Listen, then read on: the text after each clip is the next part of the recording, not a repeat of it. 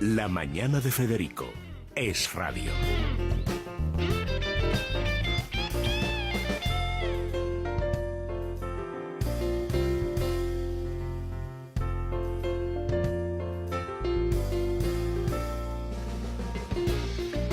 Bueno, Javier Ortega es el secretario general de Vox y tiene por delante, bueno, dos cosas. Este domingo una cosa festiva casi, agradable, que es ir a la manifestación de Colón, donde por primera vez, antes lo decía Rivera, las cosas que está consiguiendo Felonetti.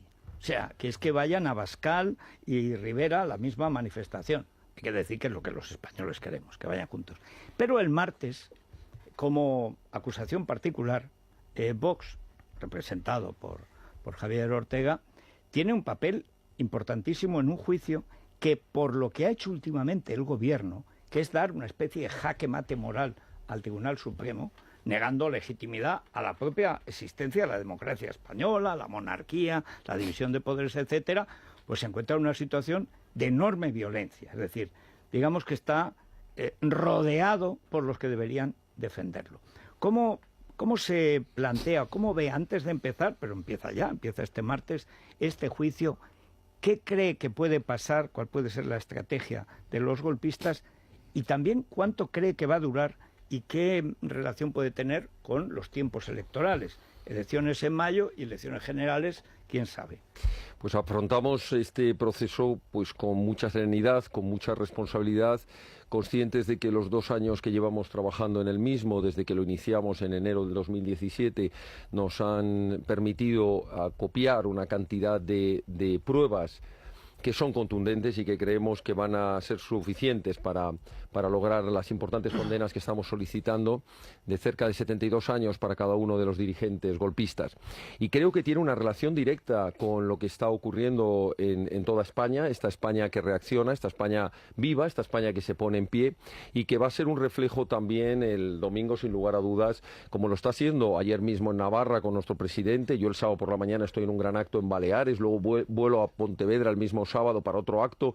Creo que en todos puntos de España está habiendo una reacción, y es la reacción que está muy por encima de los partidos políticos, la de esa España que no se resigna a ponerse de rodillas ante los totalitarios y ante los golpistas. Y digo que tiene una importante relación, porque aunque nosotros vamos a seguir haciendo un esfuerzo extraordinario en que el juicio sea un juicio, es decir, pruebas, ley, derecho, justicia, y no un circo mediático ni un circo político como vienen intentando hacer los golpistas y sus defensas, es verdad que fuera nos están exigiendo que se cumpla la ley y el Estado de Derecho, y para eso tiene que haber una unidad. Y tiene que protegerse a las instituciones, y especialmente tenemos que demostrar que el Tribunal Supremo, que el Poder Judicial, tiene el respaldo de los españoles. Ya sabemos que algunos con estos mediadores lo que están buscando es deslegitimar a las instituciones y pensar que todo se puede acordar por debajo, incluso la nación y el Estado de Derecho, por debajo de la mesa o en una mesa de negociaciones. Y hay cosas que son innegociables. Y la unidad de España, la libertad y el Estado de Derecho son innegociables. Nosotros afrontamos el juicio, un juicio que no va a durar menos de 2 meses y medio, 3 meses. Hablamos de varios centenares de testigos, hablamos de miles de folios, miles de conversaciones telefónicas grabadas.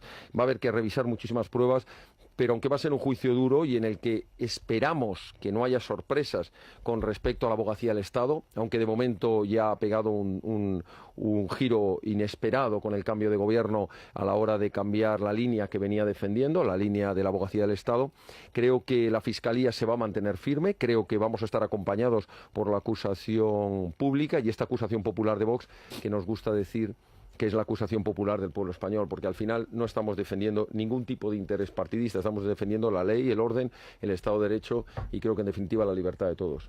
Bueno, preguntas en general, yo solo me reservo una. Aquí estamos, como quieras que no, estamos ante un hecho político de la máxima gravedad, que es un golpe de Estado, y por lo tanto, digamos, la representación es inevitable. Me ha llamado mucho la atención que precisamente con el cambio de política del abogado del Estado, al que echó el gobierno, lo hayan puesto de superior del que han puesto el gobierno. Es decir, que hay, digamos, por parte del Supremo, una voluntad de no dejarse, digamos, amedrentar o de que no le siguen la hierba bajo los pies. Sin embargo, se ve también en todos los ámbitos que hay una movilización de toda la izquierda, de la izquierda mediática, de la izquierda judicial, en favor de una especie de benignidad, de que esto, como ha sido un golpe de Estado, pues tiene que tener una solución política, como si la ley no estuviera también contra los golpes de Estado. ¿Cree que esta unidad que se va a ver este domingo en la Plaza de Colón se va a mantener, digamos, un respaldo activo de los tres partidos que defienden la nación, que son los que defienden la Constitución?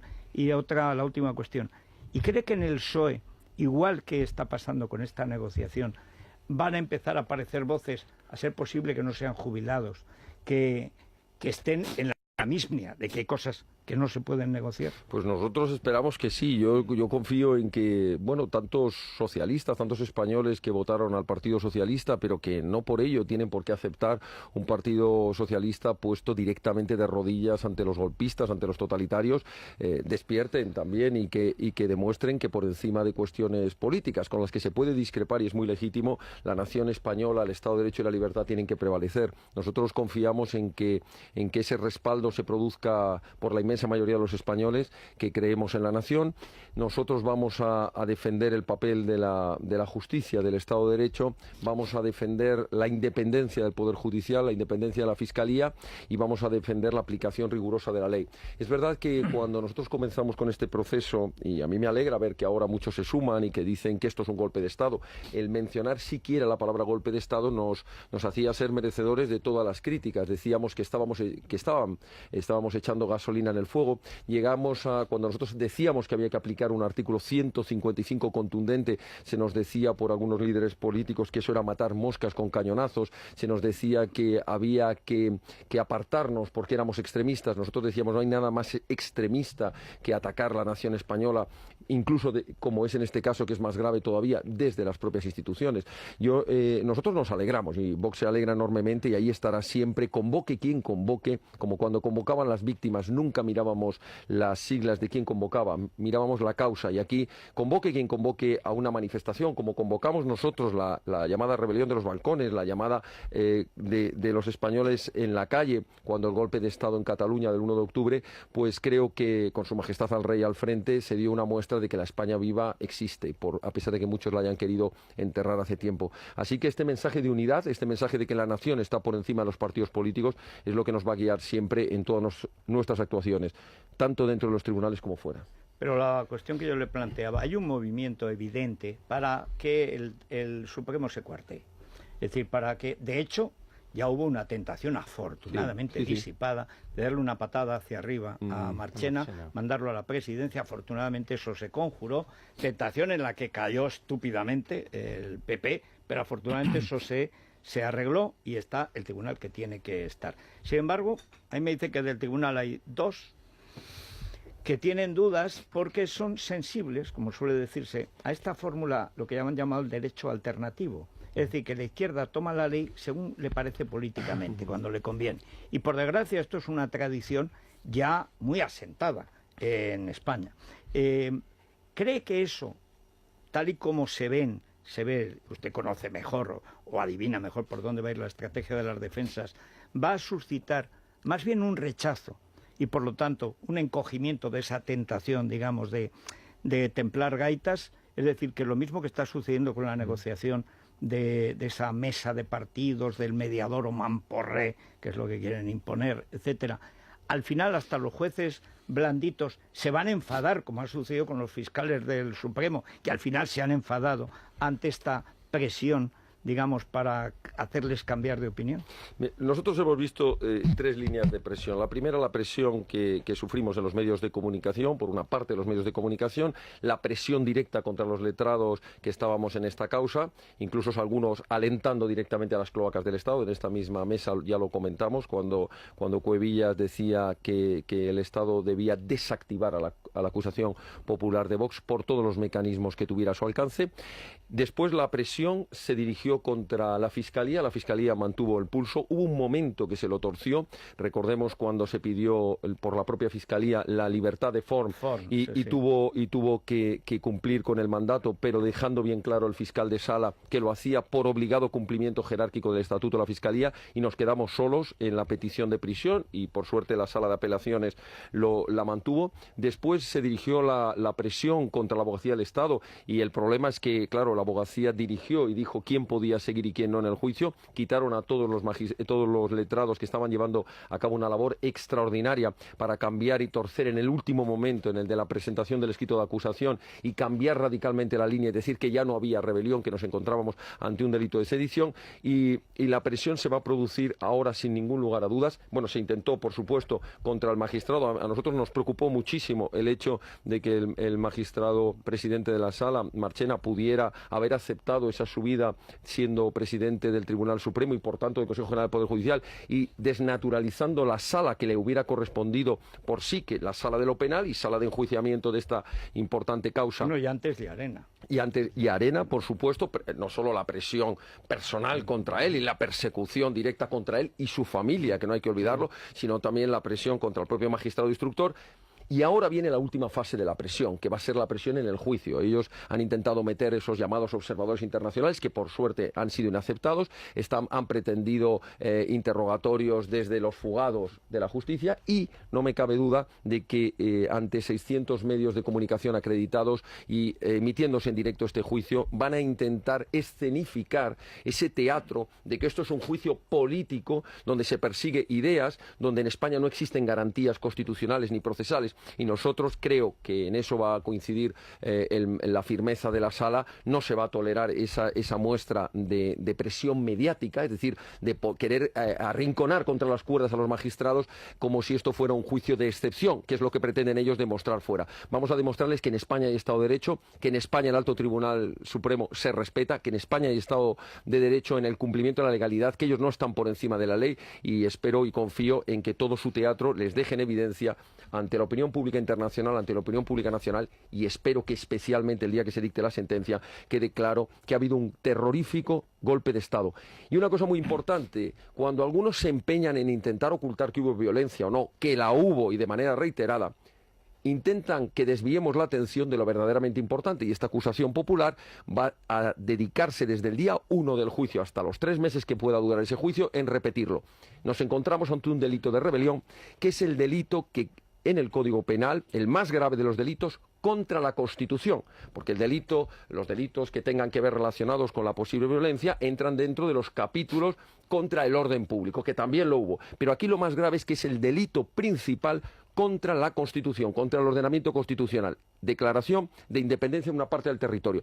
Y esta es la parte donde vamos a centrar toda nuestra línea acusatoria. Aquí ha habido un delito cuyo objetivo principal era romper el ordenamiento constitucional, vulnerando las sentencias de los tribunales, desobedeciendo, por supuesto malversando fondos, por supuesto dentro de una organización criminal perfectamente organizada, pero que el fin último, al romper esa Constitución, era romper la nación española. Por tanto, creo que va a quedar en evidencia que hay hechos más que consumados, y que ese delito, que no es un delito de resultado, como algunos creen, es decir, oiga, es que no se llegó a declarar finalmente, bueno, se declaró, pero no consiguieron su objetivo, es un delito de actividad, es la actividad tendente a la destrucción del Estado de Derecho, de la nación y la Constitución. Bueno, una pregunta cada uno, Sí. Y luego hay muchas preguntas que están mandando los oyentes. Javier, has hablado antes de que el juicio puede durar aproximadamente entre 2 meses y medio y 3. La sentencia no sé cuándo podría ser. Lo lógico es que recurran a Estrasburgo. Te lo pregunto todo en el contexto de que yo creo que en la cabeza de Pedro Sánchez, yo no tengo ninguna duda que la palabra indulto está ahí, en un primer plano, ¿no? Creo que se la ha tatuado. Bueno, y entonces mi pregunta es, lo que antes Federico al comienzo de la entrevista te preguntabas, a los tiempos políticos y los tiempos judiciales. Pero claro, yo creo que a día de hoy, si se le ocurre plantear indultos, o sea, va a ser bestial para él. Pero sí que me gustaría, para aclarar a los oyentes cómo son los tiempos para acabar en un posible petición de indulto y aprobación por el Consejo de Ministros? Pues tenemos un desarrollo de las vistas del juicio que por la estimación que hemos hecho del número de testigos y pruebas a revisar tardará 2 meses y medio, 3, hablamos mes, febrero, marzo, abril, principios de mayo. ¿Podía haber sentencia? Hombre, no creo que sea una sentencia de esas que se puedan dictar en 15 días, por tanto, y probablemente no quieran hacerlo, no sé, ya antes de las elecciones, ¿no? Del 27 de mayo. Entonces nos iríamos a posterior las elecciones. No sé si es junio, es julio, es agosto, ya nos vamos más adelante. ¿Qué tiempo vendría después? Pues como esto es en única instancia, porque es la máxima instancia judicial, no les queda más que irse al Tribunal Constitucional, como ya han ido, por cierto, hay 24 recursos de apelación a los que nos hemos opuesto. De momento no están consiguiendo su objetivo. Su objetivo era intentar paralizar las resoluciones del Tribunal Supremo. No lo han conseguido. Tendrán que resolverse esos recursos de apelación ante el Tribunal de amparo ante el Tribunal Constitucional y, por supuesto, seguro van a plantear irse a Estrasburgo, pero eso no quita que la sentencia se va a dictar y la sentencia se va a cumplir. Esto es así. ¿Qué mes hablamos? Pues a lo mejor hablamos, pues sí, de junio, julio, agosto, septiembre. En fin, quiero decir que los pasos posteriores son esos, no cabe duda, porque lo vienen anunciando. Ellos ya hace mucho tiempo, en plena instrucción, que dejaron ver que le importaba bien poco la jurisdicción española, que esto no era más que un paso para irse a Estrasburgo. Tribunal que, por cierto, no tenemos ningún reparo en decirlo, es un tribunal politizado al máximo, es un tribunal que ya ha demostrado la poca independencia que tiene y el poco rigor a la hora de dictar normas, y aparte a dictar normas que normalmente son contrarias al interés de España. Es decir, lo vimos en temas de terrorismo, lo vimos con la doctrina Parot, etcétera. Así que ellos quieren ir ahí, a ese tribunal, a ver si les da la razón en lo que el tribunal. Por eso ha sido tan cuidadoso el Tribunal Supremo, tanto en la instrucción como la sala de apelaciones, como estoy seguro que lo va a ser la sala de enjuiciamiento, tan riguroso en no permitirles ninguna posibilidad de que puedan apelar indefensión, que puedan apelar parcialidad. Incluso algún magistrado que fue tachado prefirió apartarse antes de tiempo. Es decir, estas cuestiones realmente creo que se han cuidado mucho para que no tengan el más mínimo posibilidad de agarrarse a una vulneración de derechos fundamentales, como plantean Paco ellos. Rosell, Pepe García Domínguez. Yo no quiero soltar tanto hilo a la cometa y quiero situarme en el martes. Es verdad que el gobierno no es que sea un imaginario, sea una deducción por nuestra parte, busca una salida política, sino se pone en manifiesto, lo ha dicho la propia vicepresidenta del gobierno. El gobierno, a través de distintos portavoces, ya está prometiendo un indulto por adelantado. El presidente del gobierno, cuando era candidato, hablaba de rebelión. Ahora, como presidente, dice que ya no ve el delito de rebelión. El escrito de la abogacía del Estado, cuando tuvo que hacer la acusación, rectificó cuál ha sido su actuación. Por tanto, sabemos dónde está el gobierno, en lo que está y los pactos en los que anda. Es verdad que se va a intentar decir que esto es un juicio político. Yo no sé si es consciente que Vox va a ser utilizado en ese sentido. Es decir, al tener una postura muy silenciosa la abogacía del Estado, que tendría que estar en otras posiciones, se va a poner el foco en Vox, que yo entiendo que desde un punto de vista de la rentabilidad política de Vox, y sobre todo también por el trabajo que ha hecho como acusación particular, que hay que reconocerlo, popular, poner el foco en Vox para insistir en la politización del juicio. ¿Vox cómo va a capear esa situación? Porque va a ser consciente que el foco se va a decir, aquí el que está acusando es un partido político, por tanto estamos ante un juicio político, etcétera, etcétera, y abonando un poco el imaginario del independentismo, que es lo que va buscando de cara a esa posible apelación a Estrasburgo, porque la Fiscalía parece que está en una posición muy clara al respecto, ¿no? Pues con el mismo rigor y con la misma remisión a los hechos que han ocurrido hasta ahora. Nosotros, cuando comenzamos las primeras querellas en enero del 2017, que ya veníamos del antecedente del 2014, porque las querellas contra Artur Mas las iniciamos nosotros, a pesar de que luego, por ciertas maniobras del Tribunal Superior de Justicia, nos vimos apartados de la causa y pasó manos limpias, y luego expuso a manos limpias, y luego aquello quedó en un enjuague en el que la Fiscalía retiró las acusaciones que tenían penas de prisión.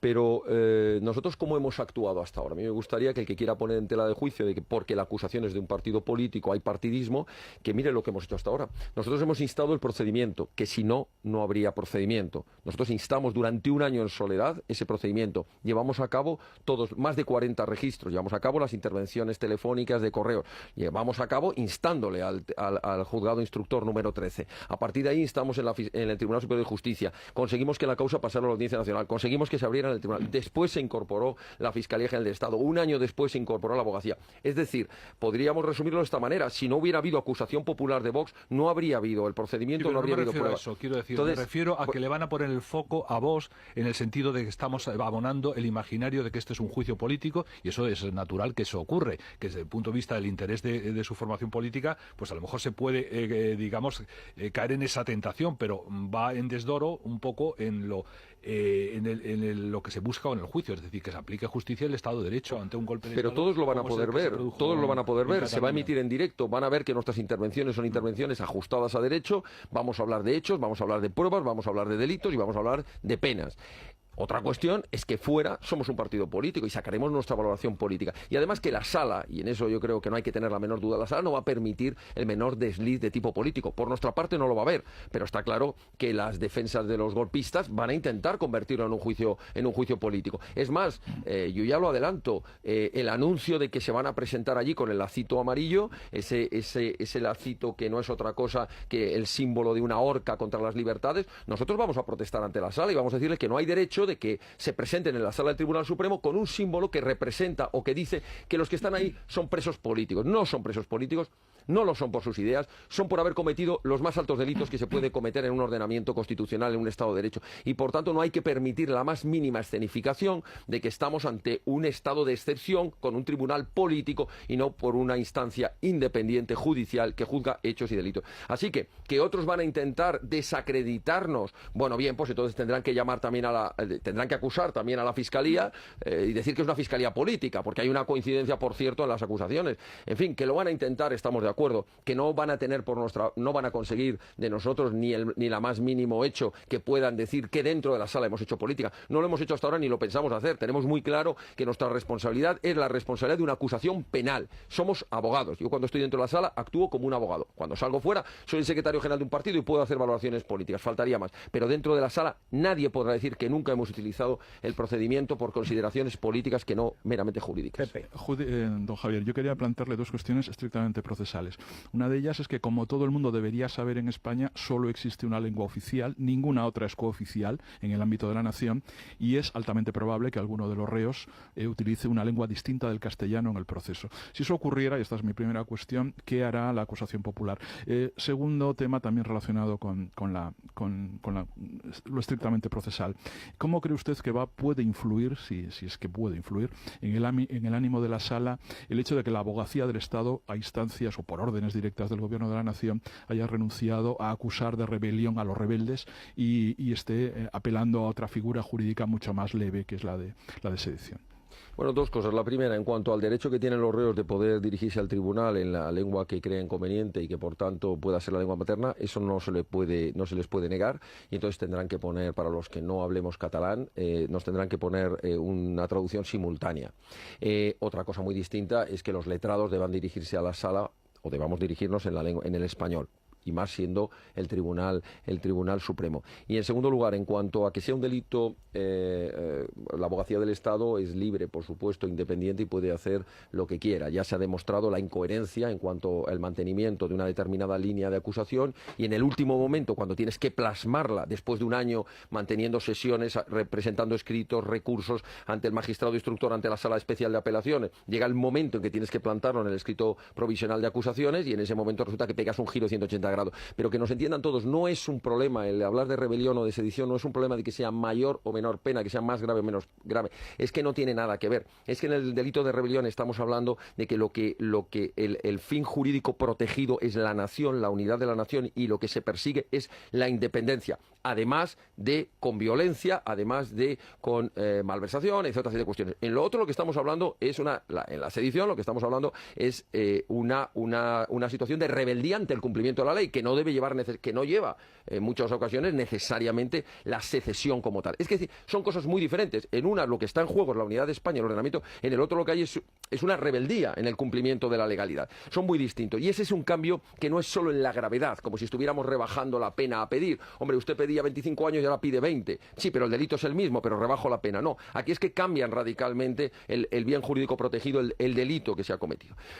La abogacía, puede hacer lo que quiera, y otra cosa es que quede en bastante evidencia, ¿no?, el por qué ha habido este cambio, porque además ha habido este cambio, y yo lo voy a explicar claramente, en el minuto que se le pretende hacer firmar al letrado jefe de lo penal de toda España, de la abogacía del Estado, Edmundo Valls, que tiene que firmar el escrito de acusación y dice: yo no firmo ese escrito de acusación porque eso no es verdad.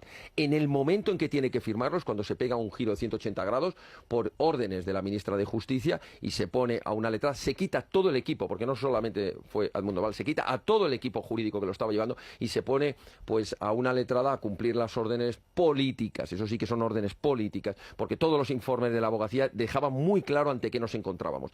En fin, es así, pero es que es la abogacía del Estado, como ellos dicen, con mucha razón, son los abogados del Estado, no los abogados de un gobierno, y deben defender el Estado de Derecho y la legalidad, no los intereses partidistas del gobierno que está, del partido que está en el gobierno. Pero lamentablemente hay algunos que no saben distinguir dentro de un Estado de Derecho lo que son los intereses del Estado, abogacía del Estado, con los intereses partidistas de un gobierno que, por cierto, es un gobierno, iba a decir golpista, al menos progolpista, o amigo de los golpistas, o amigo de los proetarras, amigo de los totalitarios, amigo de lo peor, de los enemigos de España. Claro, ¿qué podemos esperar de un gobierno que tiene esos socios y que practica esas políticas, ¿no? Un gobierno rehén de los enemigos de España? Pues no se puede esperar otra cosa que las instrucciones que reciba la abogacía del Estado sean en el sentido contrario de la legalidad del Estado de Derecho y de la nación. Bueno, hay muchas preguntas de los oyentes, Vanessa, perdón. Sí, bueno, y alguna última hora que nos está llegando sobre la concentración del domingo. Sí. El PP vasco estaba preocupado por lo que se había comentado aquí y han llamado para aclararnos la información que estábamos dando. Se Encantados. confirma que Alfonso Alonso y Borja Semper se quedan en el homenaje a Joseba Pagaza. A Joseba Pagaza le hubiera encantado de estar vivo, estaría en Colón. Fletan 4 autobuses y vienen Iñaki Oyarzábal Hombre, y Raquel Martínez, presidentes del PP de Álava y de Vizcaya, respectivamente. bueno, ya hemos conseguido 4 autobuses, pero repito, a Joseba Pagaza lo que le gustaría es poder estar en la Plaza de Colón. O sea, no se refugien en los cementerios de ayer, vayan con los vivos de hoy. Aparte que nos conocemos todos, Alfonsito, o sea, en fin. Vamos con los oyentes. ¿Por dónde van, Vanessa? Pues precisamente en el contestador, la vista está puesta en la semana que viene, y pregunta sobre el juicio a los golpistas, pero también sobre qué cree que va a pasar el día después de la manifestación en Colón. Es la mañana de Federico, con Federico Jiménez Los Santos. Es la mañana. Es radio. Bueno, vamos con los oyentes. Vanessa, estas preguntas a Javier Ortega. Sí, en redes sociales están preguntando mucho si cree que se debe impulsar la moción de censura, y en el contestador también hay preguntas sobre el delito de alta traición. Si después de la gran manifestación el presidente del Gobierno no convoca elecciones, ¿cuál cree usted que será el siguiente paso para obligarle a que lo haga? Señor Ortega, ¿cree que tanto Rajoy como sobre todo Sánchez han incluido en algún tipo de delito de traición y tienen pensado algún tipo de querella? Señor Smith, buenos días. ¿Qué posibilidades cree usted reales que hay de que estos políticos presos sean condenados? ¿Cómo pretenden ustedes afrontar este juicio sabiendo que en cualquier momento un gobierno traicionero puede pactar con estos indeseables? Vamos a ver. Se nota, llaman de todas las regiones de España, además ya no ocultan el acento. Sí. Bueno, últimamente Lambán parece el sobrino de Paco Martínez Soria. Va, un día, en vez de una intervención, va a cantar una jota en el Parlamento contra Falconetti. Es que lo veo venir, qué tío. Pues en cuanto a la moción de censura, yo creo que deberían presentarla quienes están ahora en el Parlamento, con independencia de cuál vaya a ser su resultado. Es una cuestión de ejemplaridad, es una cuestión de decir que todos los partidos que no aceptan este golpe de Estado a España y esta traición y esta connivencia con los golpistas, escenifican ante el Parlamento. Repito, aunque sea, como algunos dicen, al coste de perderla, nadie pierde una moción de censura en la que se le está diciendo a un gobierno: tiene usted que salir de la Moncloa. Por tanto, yo creo que debería presentarse. Por lo pronto, si nosotros estuviéramos, como vamos a estar en mayo, con un grupo parlamentario, instaríamos esa moción de censura y pediríamos al resto de los partidos que se sumasen. No es una cuestión de partidos, es una cuestión que está en juego en la nación de España. En cuanto al delito de alta traición, pues nosotros vamos a promover evidentemente una reforma penal que incluya este delito de alta traición, que ahora solo está previsto en cuestiones de situaciones de guerra en el Código Penal Militar. Por ejemplo, el delito que derogó Rodríguez Zapatero de referéndum y que no se atrevió con mayoría absoluta. El delito de que quien convoca un referéndum ilegal es un delito penal y no es una cuestión meramente administrativa. Aznar por Ibarretxe. Sí, sí, es que es verdad, es que hay cosas que están muy bien y que lo que no entiendo, como está muy bien, defendíamos el otro día el Plan Ideológico Nacional. ¿Por qué se permitió que ese Plan Ideológico Nacional no siguiera adelante? El tema de la condena, yo estoy convencido que va a haber penas de condena. También es verdad, y que no se asuste nadie, puede que haya algún voto particular de alguno de los magistrados que no quiera ver la situación, pero no importa, yo estoy seguro que va a haber prácticamente una mayoría casi absoluta, ¿no? Sin llegar a tanto, de la sala. Creo que van a ver perfectamente la gravedad de los delitos y nosotros vamos a luchar. No quiero lógicamente, no estamos en posición de decir cuál va a ser el resultado final, pero lo que no me cabe ninguna duda, porque si no, realmente el Estado de Derecho habría quebrado, ¿no? Si después de los hechos gravísimos y de las pruebas acreditadas no hay unas condenas muy firmes que sirvan primero, para que los culpables paguen su pena, pero después también como aviso a los navegantes de que en España quien da un golpe de Estado lo paga. Y por último, en cuanto ha dicho un oyente, pactar con los indeseables, si es que eso ya no es que vaya a ocurrir, es que ya ha ocurrido. El pacto con los indeseables, con los enemigos de España, ya está ahí encima de la mesa. La moción de censura es el pacto con los enemigos de España. Lo que hay que lograr es el pacto de España contra los enemigos de España, y ese pacto tiene que estar por encima de las siglas. Por eso hay que animar a todos los españoles que no miren quién convoca, da igual si ha convocado Ciudadanos, el Partido Popular, Vox, otros partidos, da igual, es un llamamiento a salir a la calle para decir basta, la nación española está en juego, la unidad de España, el Estado de Derecho no son negociables, eso no tiene nada que ver con los partidos. Ya llegarán las elecciones y cada uno defenderemos aquello que creamos más conveniente o que es mejor para España, pero cuando lo que está en riesgo es la nación, hay que dar un paso al frente y hay que dejar al margen cualquier otro tipo de cálculo electoral, cálculo político, de cordón sanitario contra nadie. Lo que hay que hacer es ir a defender a la nación y eso nos corresponde a todos. Y yo no tengo ninguna duda, y esto es un mensaje de esperanza, les vamos a ganar en la calle, les vamos a ganar en las urnas y les vamos a ganar en los tribunales. Así que creo que la España viva, la España de verdad, la España que siempre surge en el momento que más se la necesita, ya ha despertado. Y a partir de ahora, cada día que pase es un día en el que van a ir retrocediendo más los golpistas, los totalitarios, los amigos de quienes quieren romper la convivencia, la libertad y la nación española. Pues son las 10 en punto. Estamos cumpliendo con nuestra obligación y, por si no nos oyen, hay que estar en la Plaza de Colón. Vamos a ver. ¿Dónde estaría Jovellanos? ¿Dónde estaría Goya? ¿Dónde estaría Manuela Malasaña? ¿Dónde estaría Agustina de Aragón? ¿En la Plaza de Colón? ¿Dónde estará Manuel Valls? Manuel Valls estará en la Place de la Concorde, porque él está en la Concorde. Vamos ya. Es la mañana de Federico, con Federico Jiménez Los Santos. Estamos celebrando